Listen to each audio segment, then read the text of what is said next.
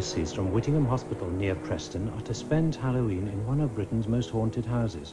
Organiser of the sponsored sleep-in, Mavis McAteer, said, "We're down-to-earth people, but can't help feeling a little apprehensive." Chingle Hall, supposedly the most haunted house in Britain, was built in 1260. It was the birthplace of the Catholic martyr St. John Wall, who was executed in 1679 for his beliefs. But Chingle is perhaps more famous for the inexplicable happenings that have taken place there. I sort of felt, again, the footsteps underneath, and then looking over there, I just caught an indefinable shape going round the back of the door. I was a skeptic, but there comes a time when you've got to say, there is something else. And Chingle Hall is certainly something else.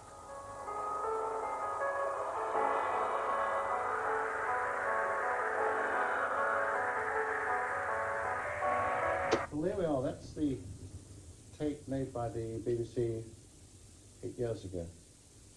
And interesting, really, because here's a chap who's gone away and he's done 6 ghost hunts and done 6 broadcasts and come up with nothing. And then somebody said, go to Chingle. And you've heard the product.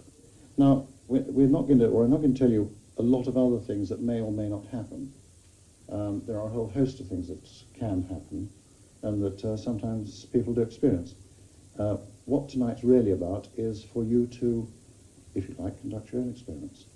And we would suggest that quite a lot of things that happen you may find would be really quite subtle, not sort of obvious big bang things. If you're scared at all tonight, worried, or anything like that, then do come and wake us up. That's what we're here for.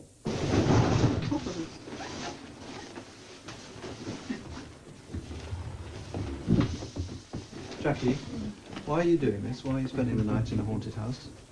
Really, to raise money for the hospital. But why this way? I mean, why a haunted house? Well, there must be easier ways to do it, but it was just suggested and it seemed a fun idea at the time. Do you believe in ghosts? I'm not sure. Maybe I shall know in the morning. I think I'd like to experience something. That's... Why? What would it? Well, probably to show me that there's something after this. I think I probably feel that there's something after this if I do have any experiences. At the moment, I don't believe that there is, so we'll just see. A lot of people might say that you were slightly balmy. Well, I might agree with a lot of people.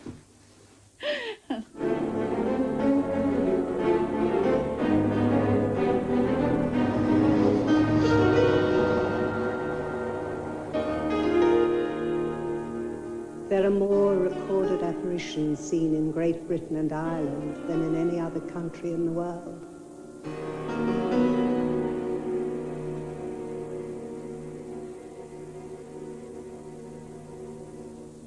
I suppose I've always seen ghosts. For me, there's absolutely nothing unusual about it. I don't think there's anything to be frightened of. They've always been friendly. Well, we moved here in April 1979, and one of the first things we did was put central heating in. And because the cellar had an earth floor, my husband and son decided to lay a concrete floor so that the anthracite wouldn't sink into it. And Mac laid the last yard. And he picked up this object and he said, "What's this? It's so heavy." He washed it. And there was this, huge crucifix. We had various local people who were interested in archaeology, and we had the church people came, both sides, and they were very divided. One lot said it was, or they thought it was, Victorian. The others said it was medieval. They were all certain it was made of iron and lead. They were all certain it had come off a tomb because there was a stone on the back of it. It hadn't been nailed anywhere. But as yet, we've still not found anyone that can give us any real information about it. I would like to know about it, because it was after finding that I first saw Dominic.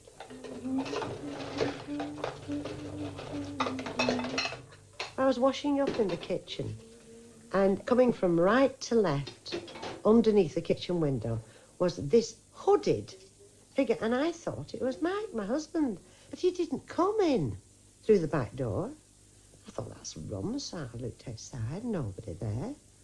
Came back, continued washing up. I saw him again, coming from the same direction, not going back. So I went out and peered round the corner of the kitchen. There was nobody there. And that's when I realised it wasn't Mike. And I realised, for some reason, it was a cow I'd seen. Have you seen Dominic since? Oh, yes, many times. Many, many times. Where do you normally see him?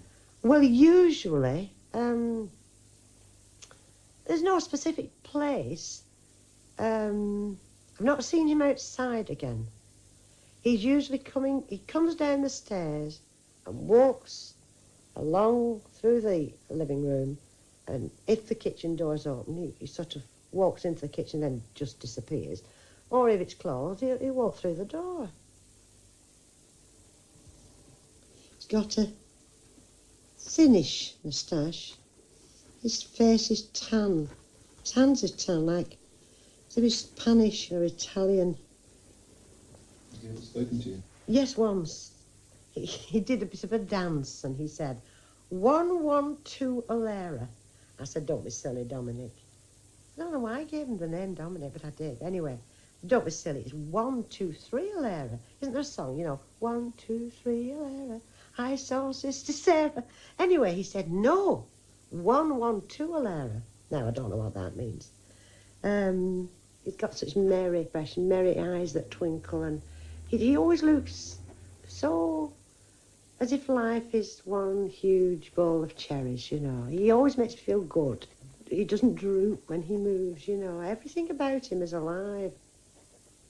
There's that someone from out of the Inquisition, and then he's not. His cheeks are slightly hollow. Is he a nice ghost? Oh, yes. This is lovely. He's sweet.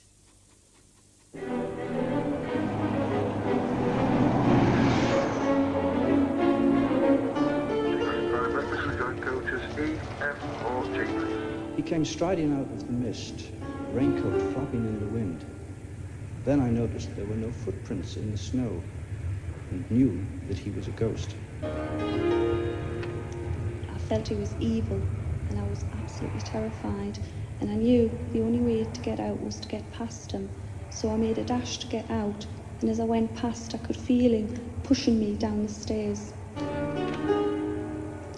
A mist started to rise up from the body, going to the ceiling, and we both watched it, absolutely petrified, as it seemed to form the shape of the body.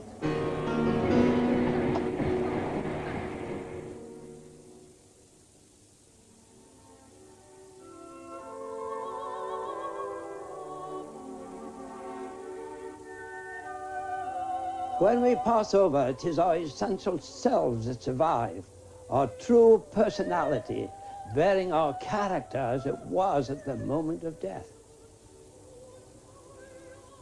However, there are those whose characters are vitally attached to earthly things, perhaps to a loved one or to some particular place that figured much in their lives or in the circumstances of their death. These spirits are reluctant to progress further into eternity and so become trapped between this world and the next. So when I hear of a haunting, I do deeply search into the haunter and then find words and ceremony that the spirit will both understand and respond to. Kate Babington was born in 1634, the daughter of the governor of Tynemouth. Not only was she a great beauty, but she was a deeply religious lady. She was a Puritan with sympathies with the Covenanters, and during the Long Parliament, she had the local vicar evicted from his pulpit by the son of her blacksmith. And in installed her own minister. However, at the restoration of the monarchy, the vicar was reinstated, and he exacted his revenge by imprisoning her in her own tower at Harnham, where she remained for 2 years until she died. It is said that her ghost, for hundreds of years, has haunted the place. The present owner, a grand old man called John Wake, has invited me to go up and investigate. Is it true that a previous owner of this hall actually tried to shoot the ghost of Kate Babington? Oh, yes, yes. What did he do? Oh, well, he thought that was the ghost, the dragon, you see. Oh. He thought that he shot it, you see. I don't think Kate's ghost would frighten anybody. She was so beautiful. No, I think she was more beautiful than the dragon. Than the dragon. But he mistook the dragon. Dragon for the ghost, you see. Yes. And then he went up into the room and shot it up the stairs, this pellet, in the woodwork up the stairs, where he shot up. But the first shot was at that last eye, you see. And all these wealthy families, they all had a crest and a coat of arms. Yes. Aye, that's the Babington crest. How vain is the help of man, Kate Babington. Omnia vanitas, all is vanity. June the 9th, 1670. Yes, she wrote that when she was imprisoned in this room with her diamond ring. How vain is the help of man. That would include her own husband even. They hadn't helped her with her religion. Well, she wrote this. Yes. Only 2 months before she died. Yes. In this room. Yes, yes. Why couldn't she escape from that window? Oh, well, it's high out there, you know, you look down at the treetops. So she was a proper prisoner in here. When she died, she was taken from this room. Where is she buried? Oh, she's buried in a tomb in the garden, hewn out the solid rock. Her husband got it.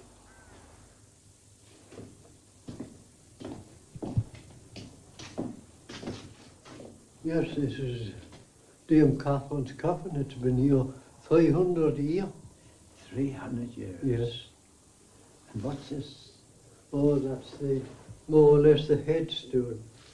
She wrote this poem when she was in prison. My time is past, as you may see. I viewed the dead as you do me. Or long you lie as low as I, and some will look on me. John, have you ever seen Kate's ghost?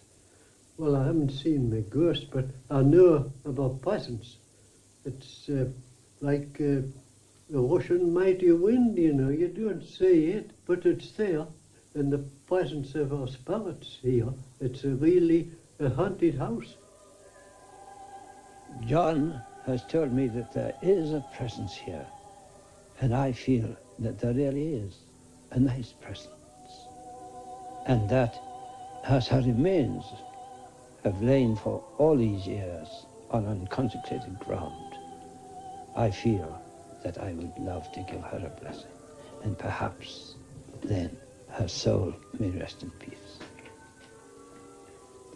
We bless thy holy name, O Lord, for all thy servants departed this life in thy faith and fear, especially thy servant Catherine, beseeching thee to give us grace, so to follow their good examples, that with them we may be partakers of thy heavenly kingdom. Grant this, O Father, Jesus Christ's sake, the only mediator and redeemer. Amen.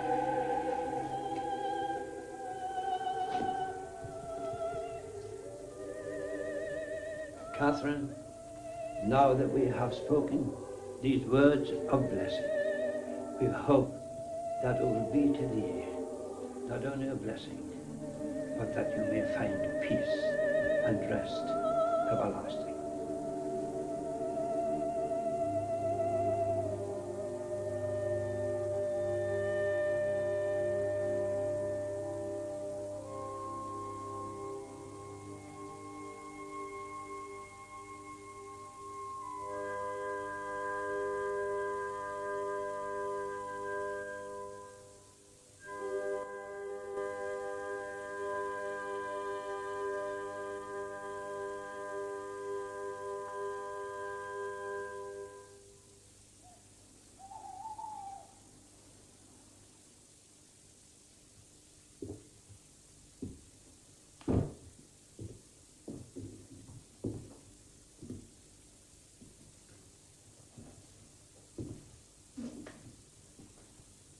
he had a motorbike and he was coming down the road somewhere near where you live, Lancaster, and he saw this lady walking down, and she put her thumb up, and they didn't wear their crash helmets or anything, so he slowed down.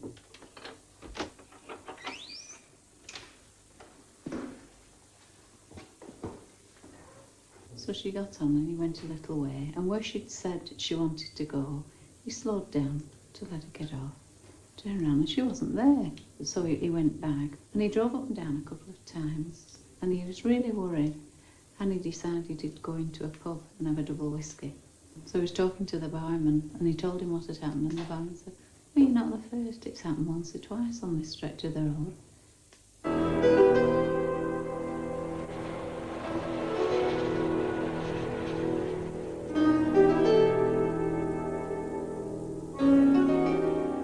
One person in 10 will see a ghost in their lifetime, but not everyone will recognize it.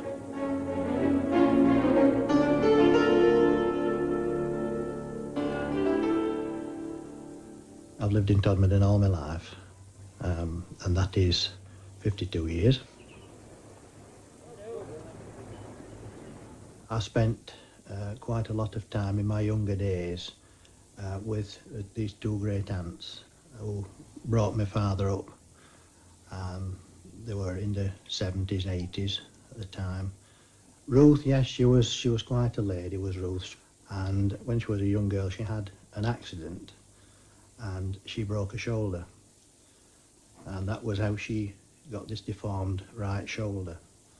You couldn't mistake Ruth for anyone else.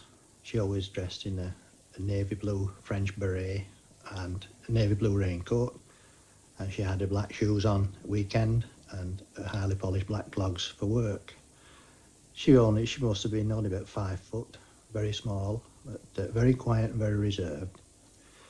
Emma, she was a lovely person. She loved young people, and I just used to love to go up and spend time with her, and to live together at the top of Bride Street.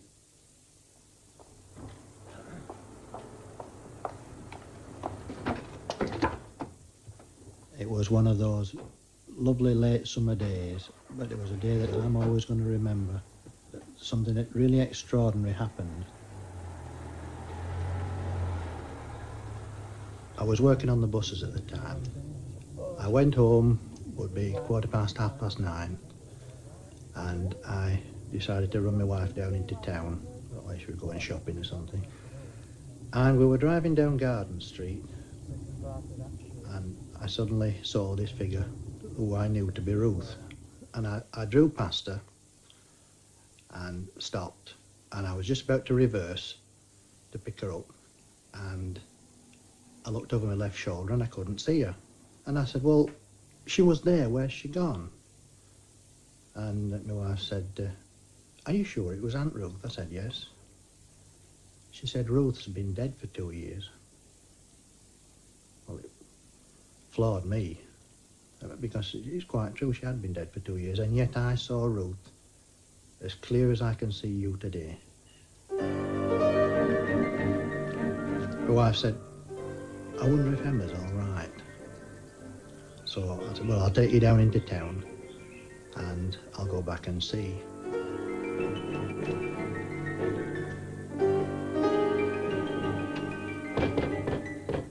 The door was locked, and I looked through the curtains, and there I could see Emma sat in this little chair in front of the fireplace. The fire was out.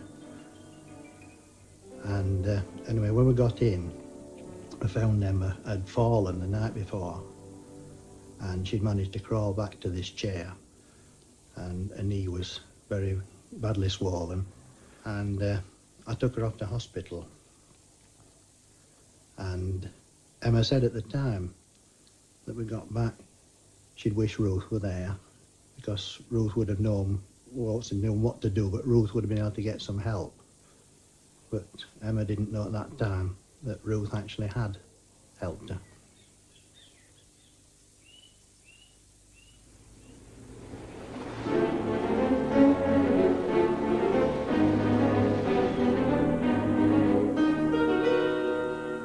Children under 10 are more likely to see ghosts than people of any other age.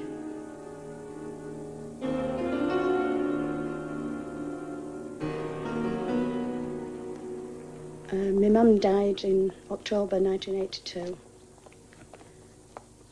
On anniversary of her death, on her birthday, Mother's Day, there's me and my children and my sister. We go to the crematorium where her ashes are. We read the Book of Remembrance, leave flowers. We go to the place where her ashes are buried, and there's a little plaque with a name, my dad's name, and a little bush. It's something we always do. It's habit with us now. It was a ritual sort of thing with us now.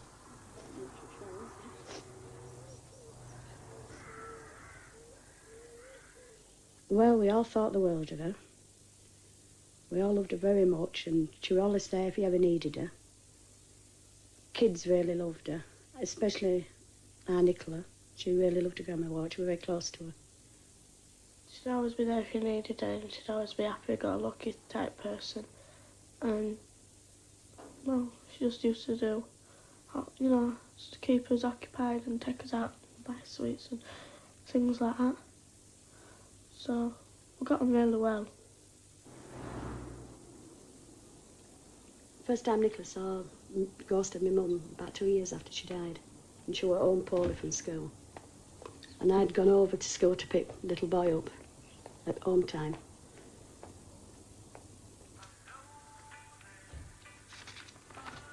I was reading a book in front of the fire, and I heard a noise, and I got up and I turned round and my mum was stood there, and I just jumped up and I run.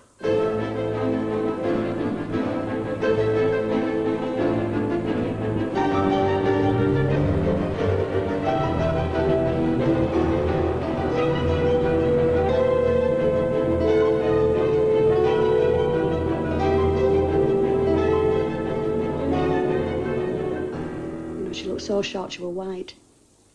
I said, you look like you've seen a ghost. And she turned around and she said, I have. Well, she was cracking some sort of joke, and I didn't find it funny. I said, I goes, I have. Oh, yeah, of course you have. So you've seen a ghost.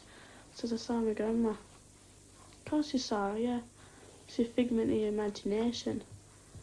She didn't believe me then. I had to get out, going on at her all day, wasn't I? Well, until tea time, yeah. After tea time. And then I told her what she had on. I thought it was a dress, because I don't know what a shroud looks like.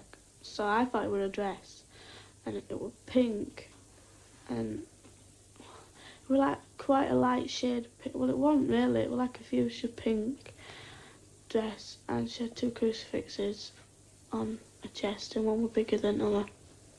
There was one that was on a chain round her neck, but one was just laid on her chest. And she said that she saw one hanging with nothing there. And there were only me and my sister who saw my mother the night before her funeral in Chapel of Rest. So there's no way she knew, because we never even talked about it after. So that's what really convinced me. And the pink shroud. There's no way she knew about it at all. She just keeps popping up, and I don't expect her to. She frightens me sometimes. It really does scare me. First time I saw her, I thought, I'm going crazy. Something wrong here. Brain disorder. First time I heard it, I thought, yeah, pull the other one. Because she's usually joking to me, is Nicola. And so, when she told me what she was wearing, I went down to ask my mum. And she said, yeah, it was true, and that convinced me. Are you pleased to see her? Yeah, I am. Because it just feels like it's like she's still alive, do you know what I mean? It's like she's still alive.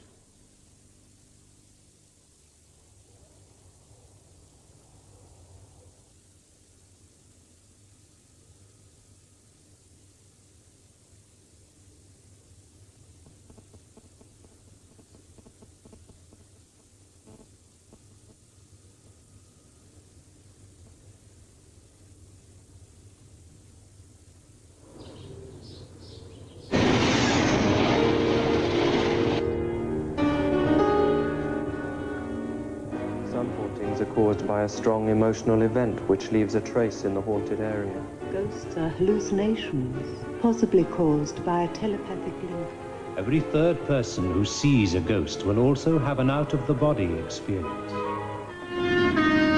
If you've ever been troubled by ghosts, then perhaps you should listen on. If you've ever thought you've had an experience with ghosts, then listen on.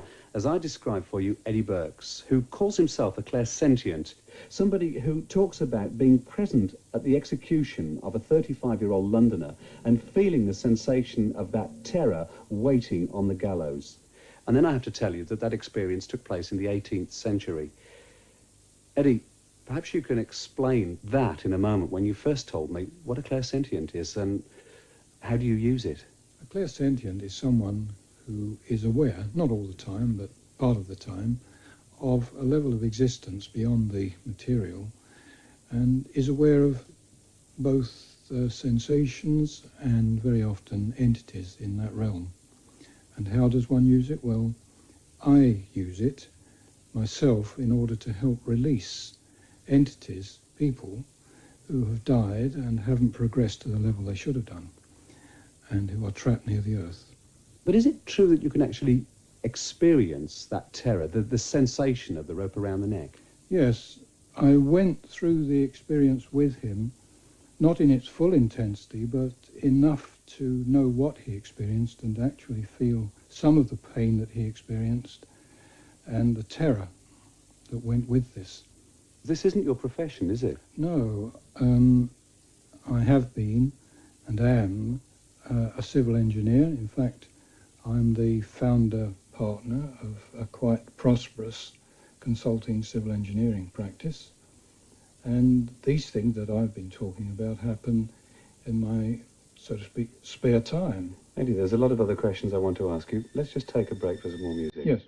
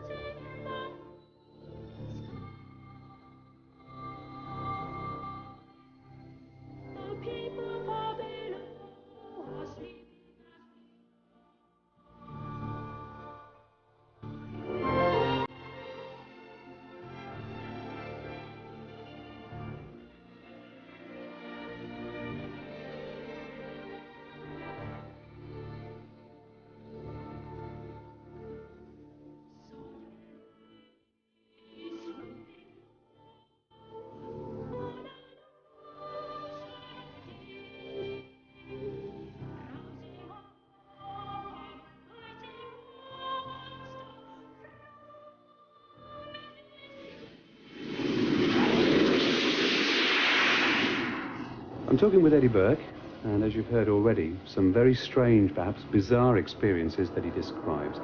And I gather that you're about to study one on an RAF station. Do you know very much about the circumstances? No, all I know is that things have been happening on this airfield of a supernatural type, and I'm being asked to go and see what happens.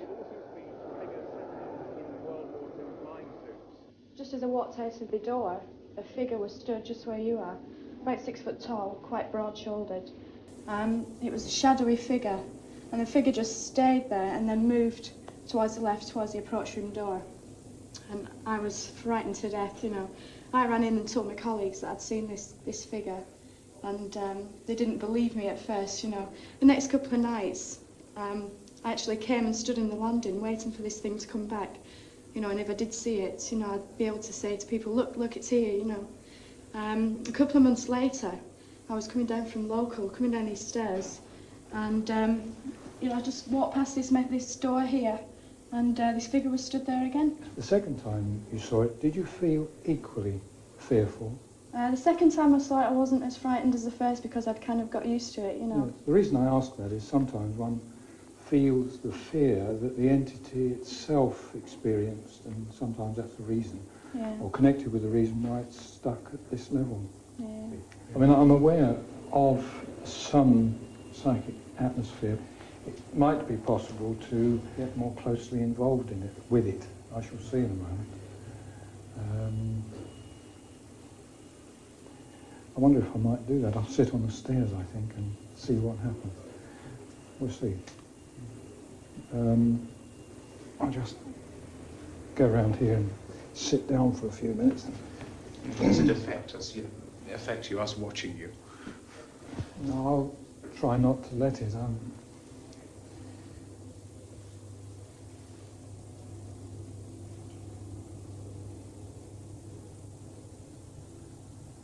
The feelings I'm getting at the moment are that this man that you've seen was killed,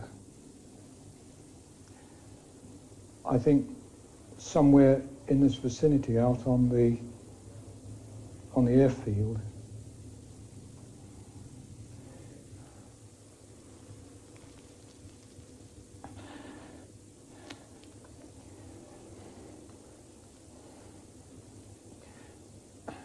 I think it was just an ordinary accident. I think he was run down by a vehicle at night. And his back was broken and he was in some considerable pain.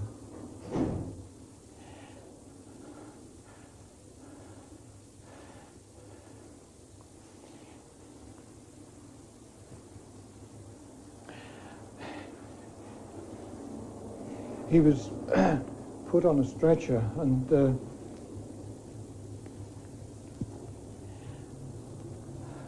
I think he was brought into this building, at least temporarily. Oh, and he died here. There's a great weight on his mind that he'd not prepared himself or his family affairs for this sudden demise. And there's a great anxiety with him to put matters right. He doesn't understand, I think, that a lot of time has passed. This is why he's been here and why he appears. He's got unfinished business on his mind. Somebody's saying, thank you, Brenda. Thank you, Brenda, for playing your part in this, for helping to bring him to the attention of others. Your courage in coming back and waiting to make contact again has been very helpful to him. Thank you, Brenda. There's a wonderful feeling of light and lightness coming through now, and I feel I'm coming to the point where I can just hand over. I've done my bit. The team, to us, the invisible team of spirits on the other side, are now taking him into their care.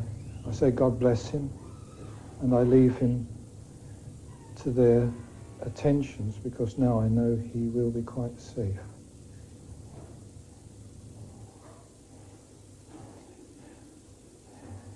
There's a great feeling of relief and joy coming through. Quite wonderful.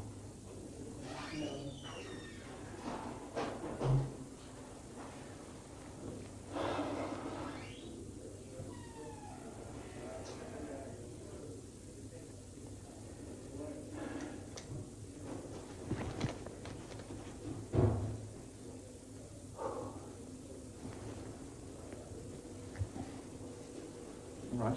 He won't be seen again. Great. Well done. Congratulations. Thanks. Thank you, dear. Extraordinary experience.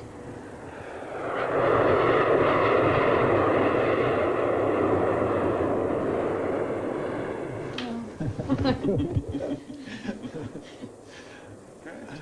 Must be a very satisfying feeling, I should think, Eddie. Oh, it is. I mean, it's like turning the key and letting someone out of prison. It's wonderful, really. Is it I mean, do you find it very physically exhausting, mentally exhausting? I'm still carrying some of his, I've got a little of his dying pain. He got, after he was knocked down, his breath began to come very suddenly, and he was gasping for air. That was the feeling I was going through. And this wasn't, I don't think this was air. I don't think this was during the wartime at all. I think this has happened during peacetime.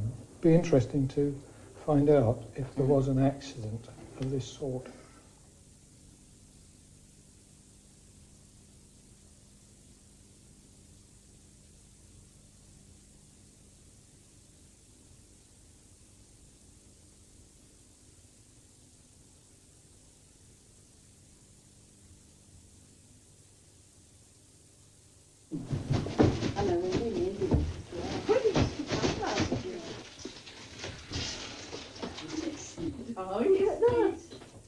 Okay, well, what first of all, did anything happen? I mean, I can remember Mavis saying to me, Jackie, are you cold? And I said, no, I'm as warm as toast. And she said, I'm absolutely frozen. And how long did it last for? Oh, all night. But Jackie said maybe the priest told her, maybe there's a draft coming. No, there's no, I mean, you go up and have a look afterwards. I couldn't feel a draft, So but, this is but with- there was something, just, the cold was like nothing I've ever experienced, really. Somebody mentioned a watch, something happened to watch, because you know we get an enormous amount of sort of cameras, things like that, play around with this. Yes, What's yes, your you opinion? do. It's wound up. When I looked at it this morning, it had stopped and it was 1 o'clock.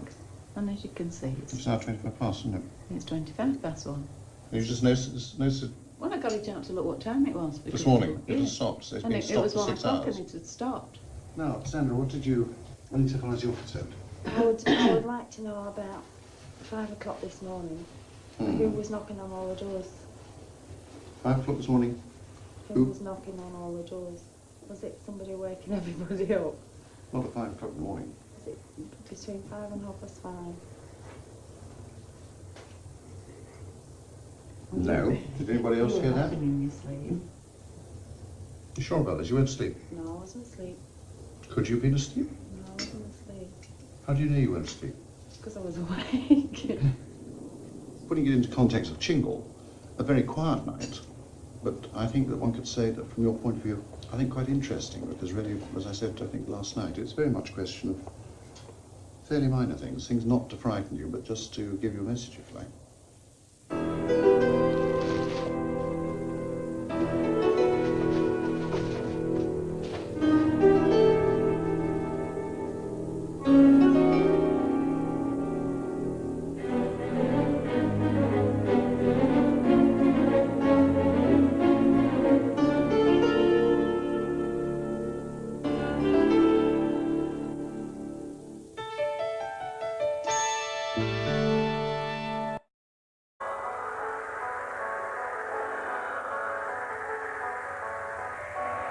Well, there we are. That's the tape made by the BBC 8 years ago.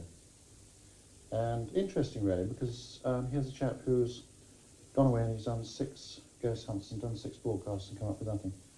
And then somebody said, go to Chingle. And you've heard the product. Now, we're not going to tell you a lot of other things that may or may not happen.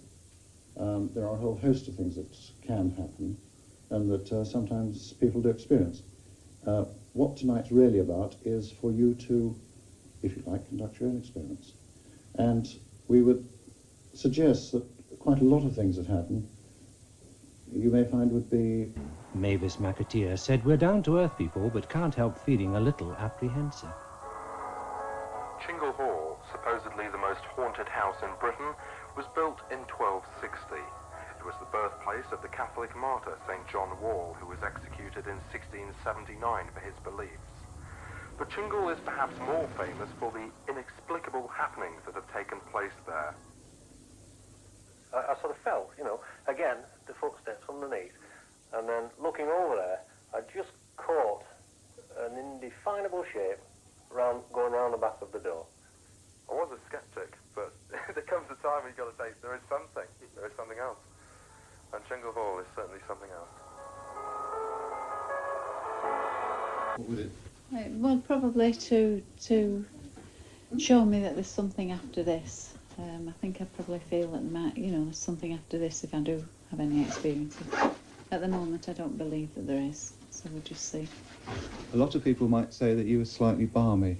Well, I might agree with a lot of people.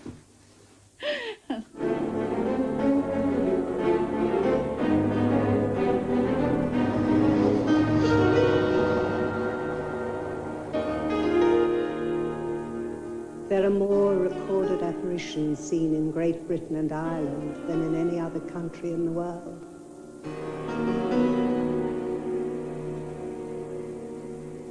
Really quite subtle, not sort of obvious big bang things. If you're scared at all in the night, worried, or anything like that, then do come and wake us up. That's what we're here for.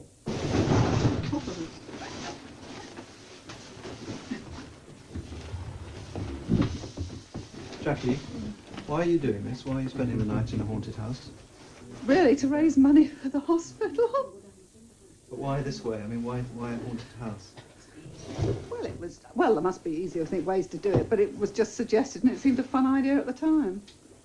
Do you believe in ghosts? I'm not sure. Maybe I shall know in the morning. I think I'd like to experience something. That's... Why?